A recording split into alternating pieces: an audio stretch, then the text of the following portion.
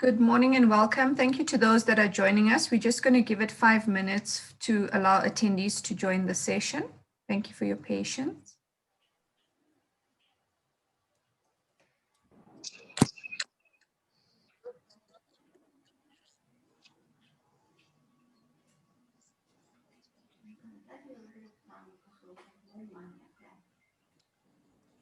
I'm not quite sure which picture is better, whether it's the one at the bottom or the top one.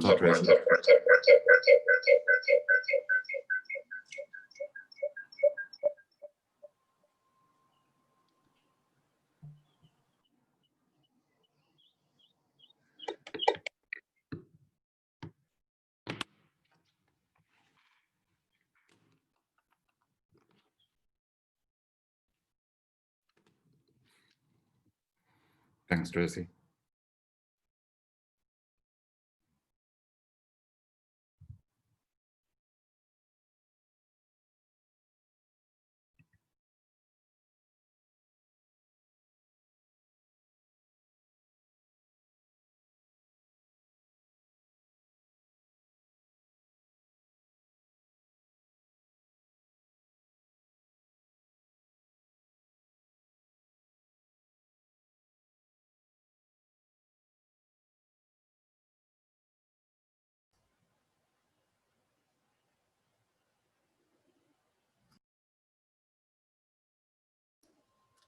Okay, good morning, everybody, and welcome to this, the first Digital Insights webinar that BPESA will be hosting on an ongoing basis.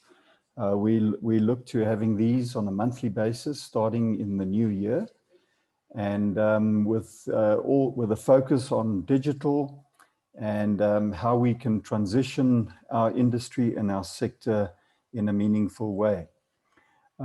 So just to get the ball rolling, we've got a panel member or group of members that are going to join us in a panel, and I'm going to introduce these to you at a later stage. We also have on the webinar today, we have Tracy Freeman and we have Fran Swart that is going to top and tail the webinar from a BPESA perspective. And so without further ado, I'm going to hand over to Tracy, who's going to give us an overview of BPESA. Following that, we will do the panel discussion. And then at the end, I'll hand over to Fran, who will close out. And obviously, there will also be a time for questions. So please, if you can post those questions in the chat box in the meantime, that'll be great, and we can respond to those during the question time either at the end of the panel discussion or at the end of the call. We'll also probably be available for questions as well, so keep them coming. So with that, I'm going to just hand over to Tracy. Good morning, Tracy, and thank you. Can you please give us the next section? Absolutely. Thanks very much, Neville, and good morning, everybody. So today is actually quite a significant day for BPESA. It's a milestone that we've been working towards that we have now reached. So quite excited about this and looking forward to the panel discussion. Just for the participants who are on the line, many of you we have engaged with, and we enjoy doing so. But BPESA, for those who have not engaged with us to much of an extent, we exist to support the local domestic sector as well as the international BPO environment. And our focus is really on the growth of the economy, and job creation into the global business services industry. We do this along with our partners, both our social partners, Harambee, and then our national partners at all spheres of government. So that would be city, province, and our national government, specifically the Department of Trade, Industry and Competition. We are quite excited that the global business services sector in South Africa has actually seen phenomenal growth over the last couple of years. So for the last 4 years, we've seen an annual compounded growth of over 22%. And in 2019, that actually exceeded 35%. So Neville, if you want to maybe move on to the next slide, we are, so from a BPESA perspective, numerous opportunities to engage with us. We engage and link with our local community for knowledge sharing, for coordination, to link you up with one another where there's opportunity for business. And we really serve as a connector point between government, between private sector, and this was mostly seen over our COVID period, over the last couple of months with lockdown, where if we hadn't have had a voice at the table, we literally would have had to close down a number of call centers, contact centers, and shared service centers if we hadn't have pushed for the essential and permitted services status that we've really benefited off of over the last couple of months. So with regards to that, we've obviously had a bump in the road. We all have, yourselves and the industry at large. Surprisingly, though, this has actually been a silver lining for us, the COVID pandemic, as well as the lockdown period, where we've actually, as South Africa, seen growth over the last couple of months. And our next jobs report will be coming out in the next month, and you'll see the number of jobs that we've actually managed to secure over this period. And this is because yourselves and South Africa as a global business services sector managed to keep the lights on where many of our international competitors was not able to do so. So I've mentioned that BPESA engages meaningfully with government, considering we specifically looking at the sort of digital ITO and ICT environment right now. There's a lot of initiatives underway at city level, at provincial level and national level to ensure that our infrastructure is improved, that we get more connectivity through to the people, literally our staff, who are now, many of them working from home. And on the weekly reporting that comes through to BPESA, which many of you see if you're on our WhatsApp groups or have a look at our website, you'll see that we've got about 49% of our staff still working from home, and the rest are working on premise. So as a country, as a sector, we're doing really, really well with regards to our blended approach to continually servicing our clients and our customers, both locally and abroad. You can move on, Neville, thank you. So this slide really, in a nutshell, is what we had along, again, with our partners, considered to be our goals, our aspirations of how we can make a meaningful contribution to the South African economy.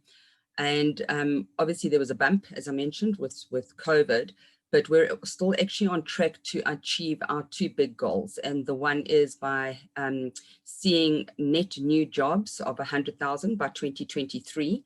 And we're actually on track with that, as we only have 70,000 more to create by that period. And then our audacious aspirations of 500,000 net new jobs minimum by 2030. Thanks, Neville. So with yourselves and with our partners, we really did a deep dive into the global business services sector to make sure that we can stay on track with regards to our growth aspirations, ensure that we can work with our local and global sector to make sure that we're relevant and that we can achieve the growth that we're looking towards. The big thing that we are doing, and we're doing this along with yourselves, is ensuring that our demand and supply are working together. And you'll see when we chat with our panelists now, how it is that we're achieving that. So the slide that you're looking at now, we refer to as our sundial, but it's really looking at where are the opportunities for growth that BPESA can support you on and with. So if we just look at the top left ray, you'll see that there is the BPO expansion. Those are our standard offerings, which we have maturity in, and you're looking at your front office voice, you're looking at call and contact centers. Our key target markets that we're focusing in on engaging would be our English-speaking target markets. So that would be the UK, Australia, and the North American markets, which specifically look at the USA and Canada. And with the efforts and energies that we've put into those environments, along with yourselves, many of our members have opted into the various projects that we're rolling out in these geographies. We've already started seeing a lot more interest. We've got some potential investors wanting to come through and visit South Africa in the early part of 2021. Some of them are not even too phased about having a vaccine or not, and they just want to come and see what it is that we have on offer. But of course, we do know that everything that we do is underpinned from a digital and ICT perspective. So this is really looking across the ICT landscape. So the other area that we're looking at really focusing in on, and this would touch on the next two rays, the one is looking at the shared services environment, really drilling into capabilities that we have en masse locally, and we do really, really well. So it's looking at your LPO, human resource outsourcing, finance and accounting is a very big area that we have a lot of strength in. But if we look at the next ray, one of the areas that we're really seeing a lot of opportunity for growth is actually reshoring of a lot of the jobs that have been outsourced and offshored to other geographies. And this would be looking a lot at our digital capabilities, which is why we're so focused in on how do we grow the supply side to ensure that we can meet your demand.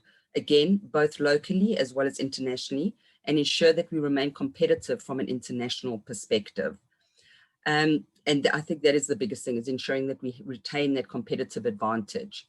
Then I will leave the next sunray because that is what today's discussion is all about. And then the final sunray, we're seeing a lot of opportunity for expansion. And this was again brought about in a big and meaningful way over the lockdown period globally, where we're seeing the personalized and social services growing globally, and we're managing to service some of those from South Africa. So with that in mind, I think probably now's the right time for us to pass over to our panel. And it's really just saying that thank you to each and every one of you who participated in the many research pieces, the surveys, the information gathering that we put out into the industry, both our traditional call center shared service environment, but then of course the expanded focal area, which is our digital and ITO sector. Without you, we wouldn't actually be able to have plugged the digital ICT sector under the Global Business Services banner, which BPESA is looking after, but we are now. So I think on that note, Neville, let me pass back to you so that we can actually chat to our panel of experts and really see what it is that we're going to be rolling out from a BPESA perspective. And thank you so much. Thank you, Tracy. Thanks, Tracy. So basically what we're going to focus on today is this question. You know, can South Africa attain the status of a leader in delivering IT outsourcing and digital services? And specifically, you know, can South Africa be successful in this new digital age? And so we're going to dig into this. We're going to have just a pretty open discussion. And helping me in this next section, we've got Nyari Samashonga, who joined Rethink Code as the CEO in February 2019. Her primary mission is to scale up the organization into a world-renowned software academy, reputed for training South Africa's top tech talent. In her short tenure, she has directed the revamp of the technical curriculum, driven a marked increase in the recruitment of women into the Rethink Code program, and grown the partnership network to gear the organization up for growth. Nyari is an ex-chartered accountant. She's a co-founder of Fold Left, a digital consultancy, and her expertise lies in building high-performance teams. So welcome, Nyari. Let's just hear a hello from you.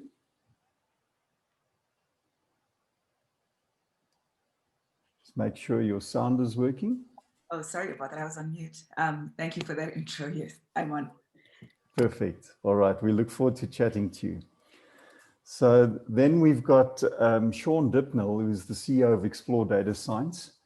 a portfolio of digital academies that deliver digital skills at scale to young South Africans in an inclusive, innovative, and creative way.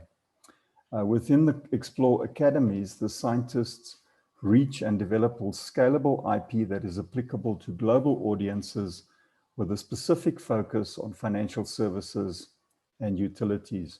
Good morning, Sean. Hi, Neville.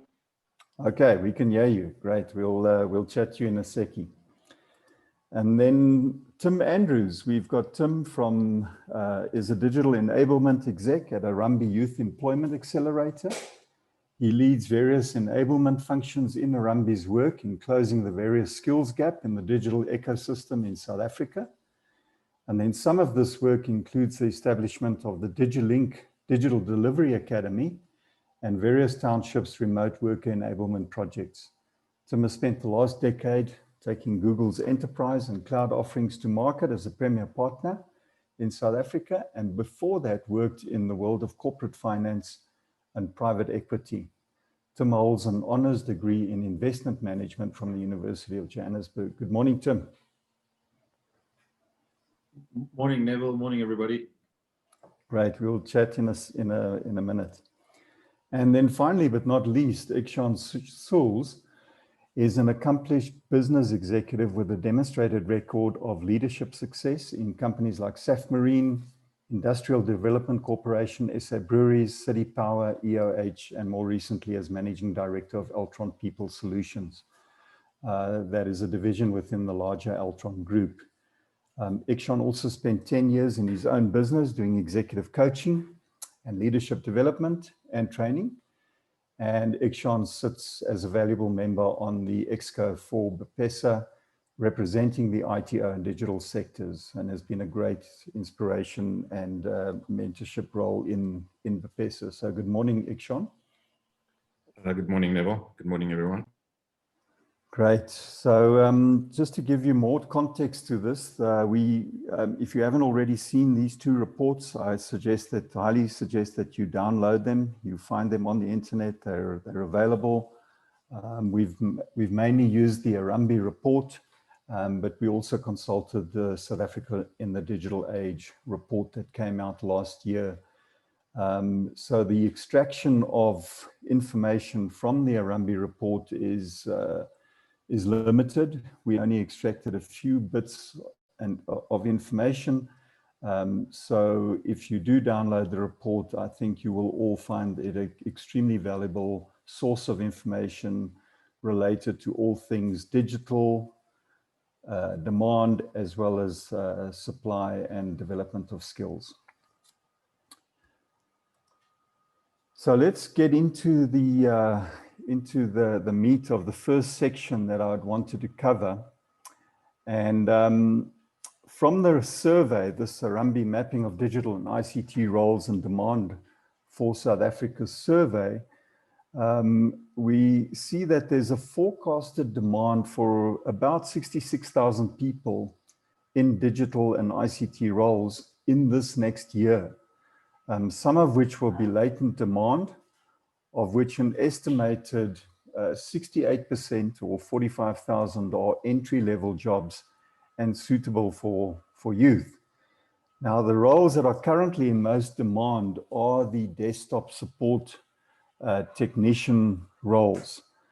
And now, just to stop on that point, Tim, you were largely involved in compiling the results and adding to the report. What were your main takeouts as far as this particular topic was concerned, and specific to, the fact that the entry-level roles, that there's so many of these entry-level roles in demand? Can you comment on that? Yes, thanks, Neville. Maybe to take a step back, so just for the listeners' benefit, I think I encourage everyone to go and read into the detail of the report.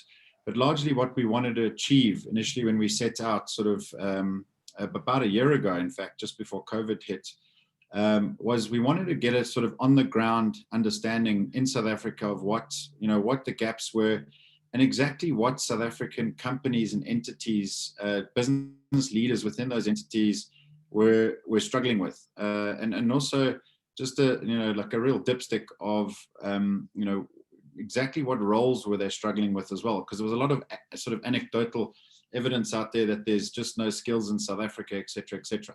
So largely the big takeouts from the on the ground, and again, just so that everyone knows, we looked at we interviewed about 102 organizations from small to enterprise level across 15 industry verticals, just so that we could really understand a little bit better what are these sort of roles that everyone's sort of struggling with at the moment. The headline there, Neville, that you mentioned, and that's largely an estimation that we've extrapolated from the interviews of the 102 companies. But a conservative estimate, we're looking at sort of the gaps for next year. This is not 5 years' time. This is next year. South African companies are looking to fill vacancies and gaps of about 60 to 100,000. And then just, I suppose, to answer the first part of the question, which was, if we dug a little bit deeper in these really in-depth discussions we had with these South African companies and business leaders, we found very quickly, if we had the time with everyone, we could understand exactly what these roles were. And what you'll find there, and if you look in those three eggs, if you want to call them eggs there, we have to be very specific and very careful where we invest, the next 5 years in skills development to power our businesses. There's a lot of talk about 4IR and the roles in AI and RPA and all these sorts of things, but at the moment, we also need to make sure we're looking across the spectrum of jobs, all the way from support to support of software as a service type stuff, all the way through to these new technical jobs. And if you dig into the and I encourage everyone to look at the detail of these roles, you'll start to see that desktop support for Microsoft and Azure and 365 and those sorts of packaged software, that packaged software, those are in demand right now, and those are what's needed to make sure organizations are actually competitive and are keeping the lights on. So it's a mix all the way, all the spectrums of jobs, and we just need to make sure that organizations work through all of those the spectrum of those skills and roles, so that we understand what's actually required. But those are sort of the high level findings within this report. Oh, thanks for that, Tim. I wonder, Nyari, what are you seeing from your perspective? Because obviously you're involved in the entry level through to intermediate roles and developing those young skills that are coming through the system. Are you seeing this, and what is your experience of this demand? I think definitely our experience is there's talk of demand and talk of significant demand, but on the ground, when it comes to that moment of pathwaying our young graduates into the jobs that are appearing on paper and on LinkedIn, you encounter a mismatch. There seems to be a misalignment there somehow, where we graduate entry-level software developers who are sitting in that first block that you've got up on the slide, that 68% block. And so on average, we'll graduate maybe 200 learners a year. And when you look at that number sitting up there, in the 60,000, 45,000 entry-level job numbers, you would imagine then that the placement of 200 graduate software developers that are ready to contribute to existing code bases out there in industry should be easy. But contrary to that, we find that there's a difficulty that emerges. And I see it in two parts. On the one hand, it's the specifics. So when you look at it at 38,000 feet, it's, yes, we need entry-level junior software developers. But then when we get specific and we say, okay, we're graduating these developers that have experience in, for example, Python and these kinds of projects, at that point, we see a disconnect. And the specific hiring manager is looking for all sorts of nuanced things. I want a Java developer, minimum 5 years experience, a preference for graduates in an industry where about 25 to 30% of practicing developers will indicate that they're self-taught. And so, yes, the demand is there, and organizations like We Think Code are training the skills to fit that demand. But then at the point of closing that loop and actually placing our graduates into permanent employment, we encounter some friction, which is probably a combination of perception, of qualification, understanding of technological skills, and yeah, maybe misdescription. When one person says junior software developer, they mean 3 years. When another one says junior software developer, they mean 3 years experience. And another one says junior software developer, they mean recently out of university or out of an academy like ours. So the demand is definitely there. We see the signs and the smells of demand, but filling it is a challenge. So I would say that's our experience. We have good success. I mean, we're able to place 98%, but it takes blood, sweat, and tears, I guarantee you, Neville. And I think if we can close those gaps and address that disconnect, we can get to a place where scaling up organizations like We Think Code and channeling them to start to address that demand becomes easier and moves us all forward.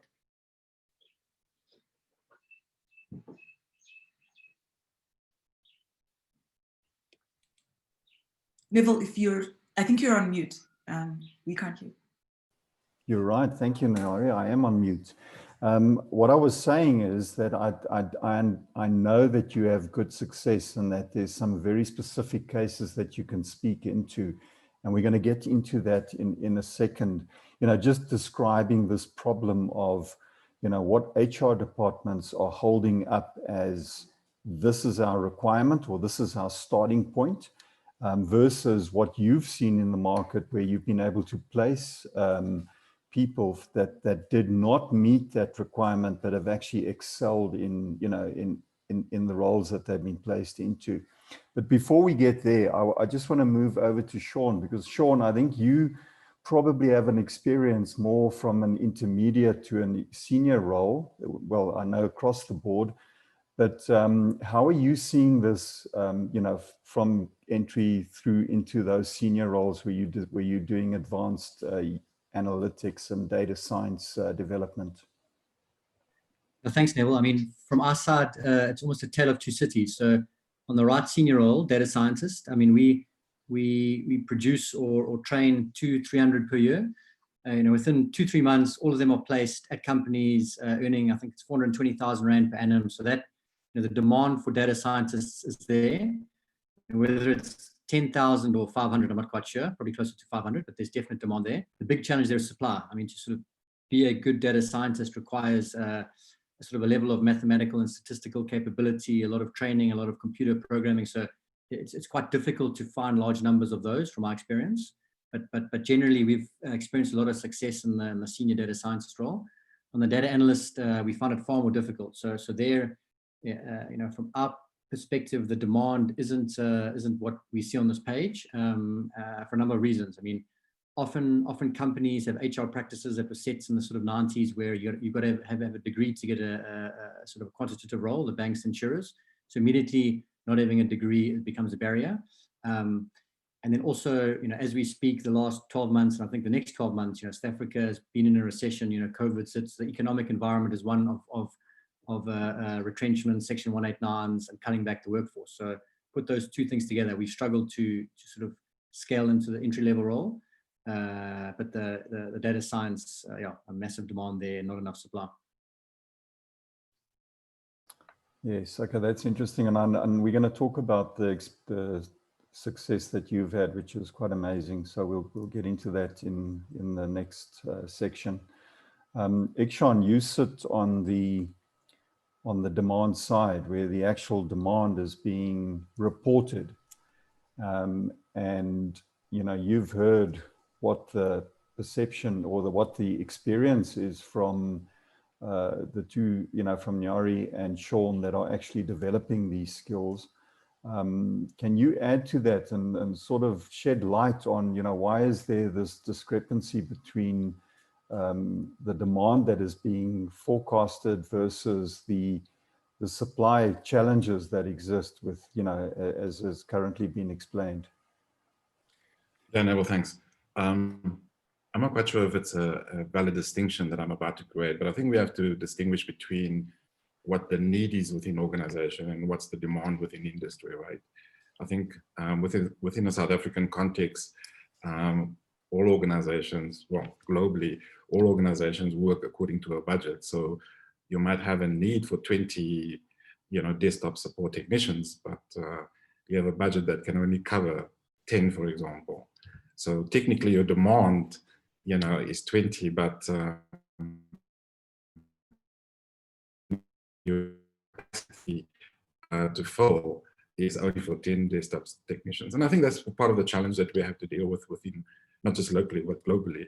I think the local market is somewhat saturated and probably not able to absorb the requisite numbers of people with the particular skills that have been outlined here, which brings us then to, how do we create a demand, for the supply of capability that we have within the South African context? And that for me is in what it is that BPESA is doing now. It's really kind of leading the charge for demand, in source markets like the USA, like Australia and the UK. Apologies for the noise of the planes here. BPESA is leading the charge to create demand. I think one of the things that we need to do is be mindful about how we're positioning ourselves, whether we're positioning ourselves as a country that is desperate to create jobs, which we are, or are we a country that want to position ourselves as a country that demonstrate excellence in digital and ITO skills? Because once you are able to demonstrate that, position the value proposition in the right way to global clients, I think the job creation component will solve itself, in my view, as such. So yeah, I think a lot of the comments that have been made are valid comments, but I think it has to be balanced and mapped against the need that exists within local organizations. And more often than not, local organizations aren't able to actually support the supply that is available out in the market.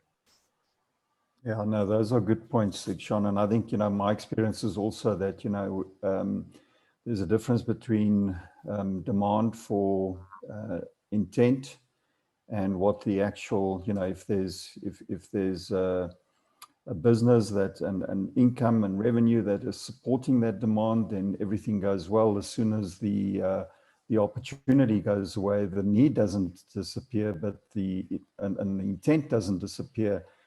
It's just that there isn't a budget to follow through on those. So yeah, that's very real. Now, we'll probably touch briefly on this again just later on. But one of the areas that that the survey found was that there's a critical vendor specific skill requirement, and Tim mentioned this in his opening address. And that there's, I think the uptake of cloud, the uptake of cloud environments is absolutely now being established as a relevant way for organizations to scale in this time that we're going through.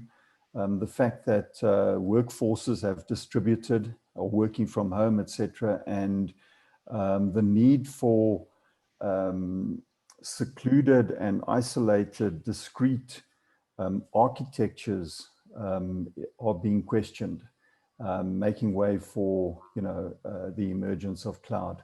And with that, obviously, comes a skills requirement.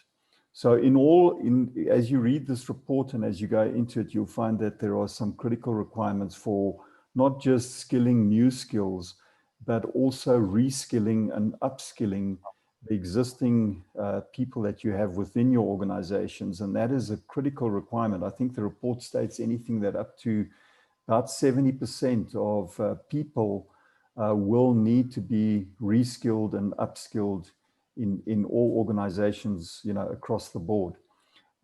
So with this, I have made a note here, and we'll get to this at the end, is that obviously there needs to be a different approach to what is recognized as a competency And it's not what we traditionally thought it was, that you have to have a degree or you have to have a diploma of some sort. But from the report, we did see that a lot of organizations are highly valuing these micro-credential courses as the most important. So when someone goes into a specialized area, being certified as a Microsoft data scientist or developer, or a Google Cloud certified cloud developer, holds a lot of weight. And so from that perspective, I mean, if I can just get back to you, Ikshan, is this, you know, in your experience in enterprise, how do you rate the difference between onboarding a new recruit,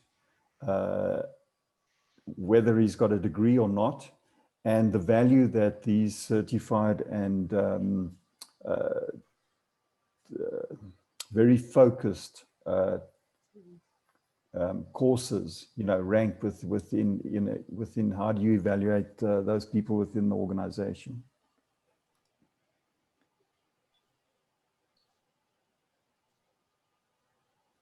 Ikshan, you're on mute. Mute. Thanks. I think one of the challenges that we have within a South African context is the bias for, in particular, university qualifications when we are recruiting people. And I think that bias for university credentialing and the reality of what jobs are available versus you know, work readiness is something that needs to be dealt with by South African organizations. I think in terms of you know, the micro-credentialing or the OEM credentialing, like Microsoft, Oracle, all of the other providers, AWS, that is out there. I think more and more organizations that are looking for specialist skills is able to recognize the value that these credentials bring to the workforce, number one, and then secondly, the value of having a credentialed individual from one of these OEMs come on board, you know, particularly if they are required to specifically work on a application or a platform that is specific to a particular OEM. So I don't think that's I think there's more and more acceptance, and the fact that most of these organizations like Google, for example, is now entering the space of certification, for example, that will create perhaps more leverage in the market in the same way that Microsoft did, you know, in the early, what is it? I think it was the early 80s, you know, with their certification process for networking. In the same way that they did, we'll probably start seeing these level of OEM credentialing gaining a lot more acceptance in the local market. Okay, Nyari, I want to just check with you. I know you've got some experience where you've probably have a very good example of someone that's come through the We Think Code training academy that you've placed into a role. They don't have a degree. In fact, they've come through your program and they've actually absolutely excelled beyond expectations. Can you speak into an example like that? Most definitely. I think Ikshan's point about the skewed preference for university educated people is a critical one, where we're looking at the technical industry in general as a place where firstly people come in and they're self-taught, and then beyond that, it's an area where growth is self-directed. So it's not a profession where you graduate from university, get your job, and then what you learned in university you use for the next 50 years and then you retire. Quite the contrary, it's a rapidly evolving space. And so what I would say is in We Think Code, when we recruit and when we train, the intent is to equip an individual with the capacity for self-directed learning post-haste. And so what we find is that instead of requiring prior experience as an entry criteria to learn to be a software developer, let's rather look at competencies like an aptitude for logic, for problem solving, a diligence in, kind of work ethic. And with that, we found that people often switch careers. So someone who's been a pilot has worked as a farmer. You find these kinds of individuals within Rethink Code, and they don't necessarily have a matric even. And what we do is we train them and then we place them in large consultancies. And what they're able to do there is hold their own and in many instances exceed the capability of people coming from a traditional university context. And it speaks to the way we train, which is with software, it's got to be hands-on. And our students are coding a lot. And so when they enter a work environment, they're actually work ready because of the nature of that experience. But if the perception doesn't change, it becomes challenging. What I find helps in terms of addressing the demand is from the employer side, where they do have the need for the skills.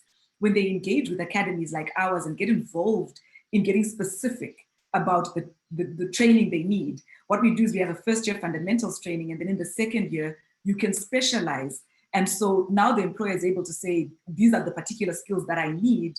And the student is able to focus on that, graduate, and on day one, add value. I think another thing that I would add to the conversation around micro-credentialing, and Sean alluded to it earlier when he was referring to the fact that a data scientist, for example, needs software development skills, is that while these specialist skills are in demand, if I can call it the entry-level drug, oftentimes in technology is software development. And so you need to have a certain base skill in software development to, in the end, become an expert in cloud computing, to move on to things like cybersecurity. And so there's another key thing that we need to play at here, which says, if we've got a constraint in capacity of software developers and a demand for specialist skills that are micro-credentialed, unless we address the entry-level drug gap, we're going to continue to deal with that gap downstream in the pipeline. And so we've almost, to be successful at meeting the demand at all levels, look at it as a pipeline and say, in the same way that we train young people to read, write, do mathematics, even though they're not going to become a mathematician or a Pulitzer-winning author, we see it as an entry-level base skill. And I think to be able to tap into this opportunity at the micro skills level, we need to now look at how do we, at a mass scale, train software development to become commonplace. And I think that will be key to opening up the more specialist skills that the demand is there for. Yeah, that's very interesting. The company that I used to work for, a very large systems integrator, actually implemented a programming philosophy across the company. And so what you found was that everybody in the company was encouraged to start coding, whether you were in engineering or sales or support. And I think that's a good idea. I think that, you know, we all should be looking at digital in one way or another, independent of what we currently do, independent of how old we are. So Sean, I know you do upskill graduates from university, but I also know that you upskill from outside of that paradigm. Do you have anything to comment when it comes to, you know, the competency or the ability to get non-degreed candidates through your program, and at what level have you seen them actually mature to? Thanks, Neville. So our approach and philosophy is very similar to Rethink Code. So a lot of these points are quite similar, but just to sort of give you a few instances. So we recruit on aptitude and attitude. There's a bunch of sort of testing for problem solving capabilities that we do. Post-fact, we look at the degrees, and we probably have about a third of our students on matric only, a third of degrees, and a third of postgrads. So you've got this amazing blend of 18-year-old matrics to 35-year-old medical doctors or PhD bioinformatics students. So it's like really a broader mix. And just a couple observations from there, right? I mean, every year, we always have about 3 of the top 10 with matric onlys. So you'd think the bottom third would be the matrics, but absolutely not. You know, there's on average, the postdocs do the best, but you get matrics in the top 10 and the top 20 and the top 30. So that's sort of one data point. You know, another data point is our students are always engaging in hackathons, right? Our students have, they won the Facebook hackathon, they came second in the Uber hackathon. Like, they're always coming in the top 1, 2, 3 in these hackathons. And those are always the matric only students, bizarrely. So I don't know what that says, but lots of success with non-degreed students in the hackathons. And then lastly, there's many examples of our matric only students going into corporates successfully. And the obvious one is in-house, right? I mean, we've got, I think, 3 matric-only students who smashed the course. Nobody wanted to hire them. We hired them, and they're working for us in Europe now, smashing it. So you know, absolutely, having a degree is an indicator of success, but it's certainly not the only indicator. And there's a lot other sort of factors or competencies you can look for that results in incredibly successful careers. Yeah, great. I mean, that's just good news to understand. I think one of the things that we actually have to work on is getting the hiring process and getting that installed in the HR that is responsible for hiring, and communicating these successes so that they do understand that, what that process needs to be if they're going to start being inclusive as far as hiring digital skills is concerned. Neville, Tim, can I just make a quick point? Yeah. So just bizarrely today, I live in Cape Town, and on the way to the coffee shop, they were playing Elon Musk, and this is pretty well known, but just for those who haven't heard it. So Elon Musk is this famous speech around, he doesn't hire with the 4 degrees. So, his businesses, they look for the ability to solve problems, and they test for that during an immersive boot camp, right? So I think globally on the cutting edge, all the big companies, if you read if you sort of go to Google, you'll see Google, Apple, Uber, all these companies, degrees are almost not relevant to them anymore, right? Their application process is testing for problem solving, and sort of all life boot camps do that. So to some extent, we're a bit behind the curve globally around what you look for when hiring. Yeah, no, I agree. I think Neville, there's a really great question that Barry actually asked, and he says, how can organizations be encouraged to take a risk on young talent without work experience or degree, and remove the other barriers to entry, namely the not fitting with the culture of the organization? And I think Sean touched very briefly on an element of culture there, because I think a big part of culture in organizations, and how we define culture within our organizations, exclude people that doesn't actually kind of look, behave, or sound like us, and so when you look at the World Economic Forum report that was put out recently, and in particular the skills that are required, for people to succeed in organizations, it's all of these cognitive skills in addition to the technical skills. So I think a big part of how you want to assess people from a culture point of view is to look for some of those cognitive skills like reasoning, analytical ability, creativity, all of those kind of stuff, because those are the things that you want your culture infused within the organization. And then the technical skills, will come through micro-credentialing or OEM certification, etc. And then in terms of, the other question that Tim raised, very simply, there are an abundance of incentives that are available to companies to employ people. ETI, 12-age, all of it almost makes the employment of young talent cost companies zero. That the actual net cost could potentially be quite low, for companies if they make use of all of those incentives. So yeah, I just wanted to give a shout out to Tim for the question that he raised. Really great question, yeah. Tim. Okay, I'm very conscious that we are running out of time, and there are just 1 or 2 more things that I'd like us to address. So I'm moving on to the next slide. Tim, I know when you guys did the report and you went into, there's a lot of information regarding reshoring that came out. I was going to address it, but we just don't have the time right now. I think the point on this slide is that a lot of companies, 69%, almost 70% of the companies that were interviewed currently outsource digital work for one or a number of reasons to other countries. Looking at those countries, it's not just price. It has to be something more than just the cost. It must be competence. It must be capability. It could also be vendor-specific work that's being outsourced to those other countries. On the encouraging side, Of course, 55% of the companies that we spoke or that were surveyed are currently doing international work. This means they deliver work outside of the borders of South Africa, which is encouraging. When you look at these numbers, and Tim, maybe you can just talk about this, but I mean, there seems to be about 8.5 billion rand a year that leaves the shores of South Africa for work that's being delivered outside of South Africa. Can you just briefly touch on this, and then, you know, and then we'll see if there's time for more questions on this particular matter. Oh, thanks, Neville.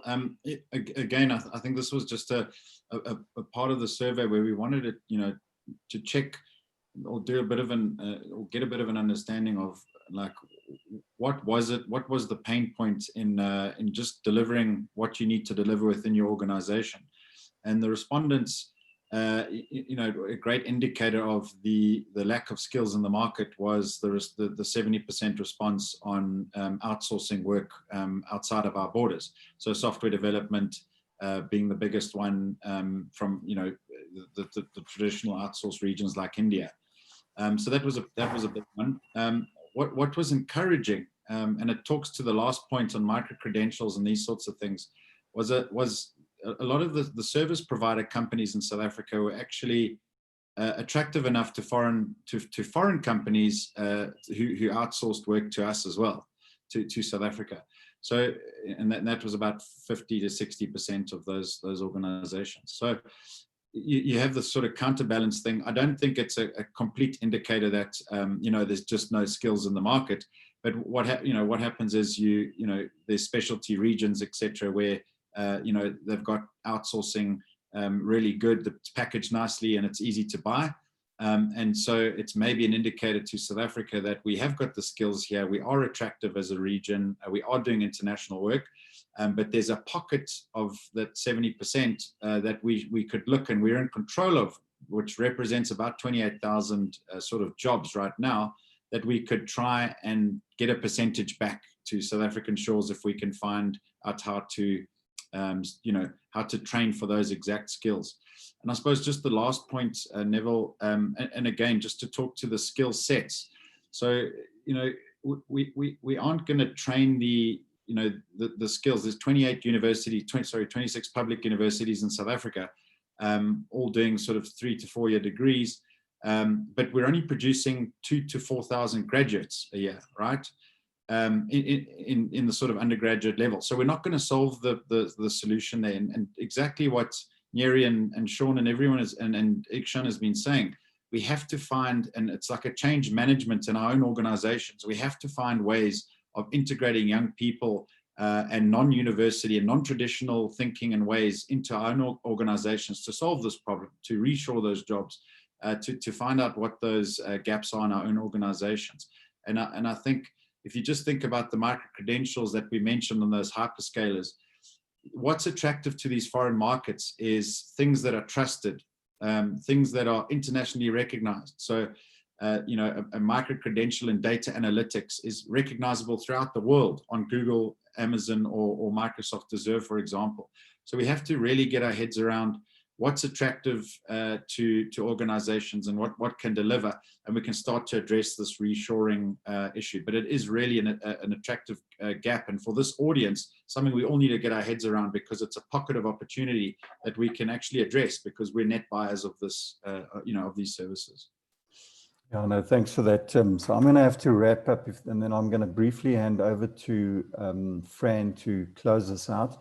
I just want to check, are there any questions that have come through from the attendees? Because I can't see that. Neville, there are a few, but I think most of them have been answered. Okay. I'll close out really quickly, and then if there's any specific questions that Okay. answered.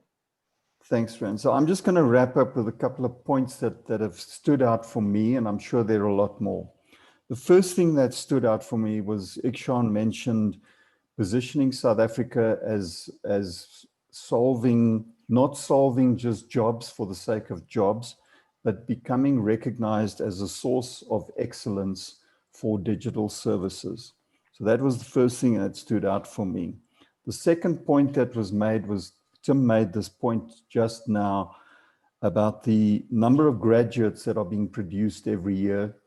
We are never going to solve the problem in that way. We have to look for alternative ways.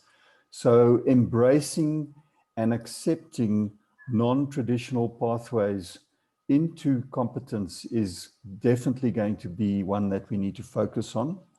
And then we need to understand that organizations need to realize that their HR processes need to include these alternative pathways, into digital roles. And there were a lot more that came out of this. I think there's a white paper in the making off the back of this webinar, and we'll review the questions that you've asked and make sure that we answer all of those.